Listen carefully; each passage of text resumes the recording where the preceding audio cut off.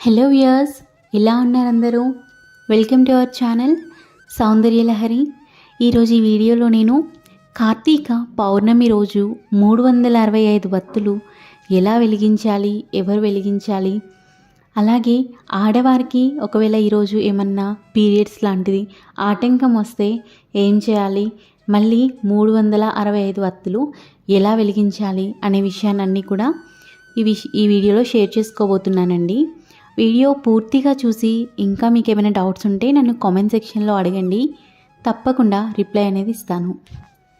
365 వత్తుల దీపాన్ని ఎలా వెలిగించాలి, అలాగే కార్తీక పౌర్ణమి రోజు పూజను ఎలా చేయాలి అనే విషయాలన్నీ కూడా ఆల్రెడీ నేను ఛానల్లో షేర్ చేశానండి.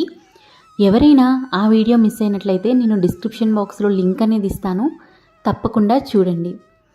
ఈ 365 వత్తుల దీపాన్ని మనము ఇంటి దగ్గర పూజ గదిలో చేసుకోవచ్చు, అలాగే తులసి కోట దగ్గర చేసుకోవచ్చు, అలాగే మనము గుడిలో కూడా చేసుకోవచ్చండి. అయితే ఎన్ని వెలిగించాలి అనే డౌట్ అయితే కొంతమందికి ఉంటుంది.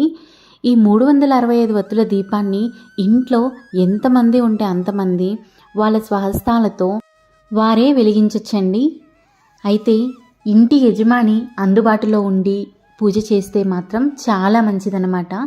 ఒకవేళ ఇంటి యజమాని ఈ పూజ చేసేటట్టయితే కుటుంబం పేరు చెప్పుకొని ఒక్కళ్ళే వెలిగిస్తే సరిపోతుంది. ఇంటి యజమాని ఒక్కళ్ళే 365 వత్తుల దీపాన్ని కుటుంబం అందరి తరపున వెలిగిస్తే సరిపోతుందండి. ఒకవేళ ఇంటి యజమాని లేనట్లయితే ఆడవారు ఎవరైనా కూడా ఒక్కొక్కరి పేరు చెప్పుకుంటూ కూడా ఇంట్లో ఎంతమంది ఉంటే అన్ని దీపాలు కూడా వెలిగించవచ్చు. అయితే పౌర్ణమి రోజు ఆడవారికి పీరియడ్స్ లాంటి సమస్యలు వచ్చి ఆ రోజు కుదిరినట్లయితే, అలాగే కొంతమందికి ఆరోగ్యం బాగోలేక లేకపోతే అర్జెంట్ పనులు వచ్చి ఈ పౌర్ణమి రోజు పూజ చేయడం కుదిరినట్లయితే మీరు పోలి పాడ్యమి వస్తుందండి. ఆఖరి రోజు ఆ పాడ్యమి రోజు మీరు ఈ పూజను అనేది చేసుకోవచ్చు. ఈ పోలి పాడ్యమి రోజు 365 వత్తుల దీపాన్ని తులసికోట దగ్గర కానీ పూజ గదిలో కానీ అలాగే గుడిలో కానీ ఎక్కడైనా కూడా వెలిగించవచ్చండి. ఇలాగే ఎవరైనా కూడా వెలిగించవచ్చు. ఇంటి యజమాని కానీ లేదంటే ఇంట్లో ఉన్న అందరి తరపున ఒక్కళ్ళైనా కానీ లేదంటే ఎవరి దీపాన్ని వాళ్ళైనా కానీ వెలిగించవచ్చు.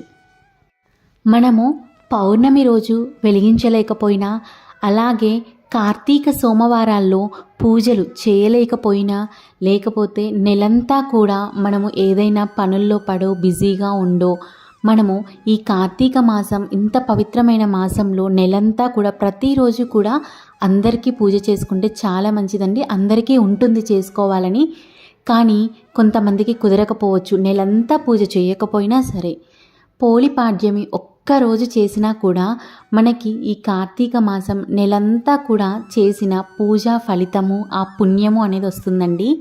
అయితే నా నెక్స్ట్ వీడియోలో పోలి పాడ్యమి పూజని ఎలా చేయాలి అనే విషయాన్ని మీకు షేర్ చేస్తాను. కాబట్టి ఛానల్ని సబ్స్క్రైబ్ చేసుకొని పక్కనే ఉన్న బెల్ ఐకాన్ని క్లిక్ చేయండి. అప్పుడు నేను ఫ్యూచర్లో ఏ వీడియోస్ చేసినా కూడా మీకు వెంటనే నోటిఫికేషన్లో కనిపిస్తుంది. ఇదండి ఈరోజు వీడియో. ఈ వీడియో మీకు నచ్చితే లైక్ చేయండి, ఇంకా ఎవరికైనా యూజ్ అవుతుంది అనుకుంటే షేర్ చేయండి. అలాగే నా ఛానల్ని సబ్స్క్రైబ్ చేసుకొని పక్కనే ఉన్న బెల్ ఐకాన్ని క్లిక్ చేయండి. Thank you so much.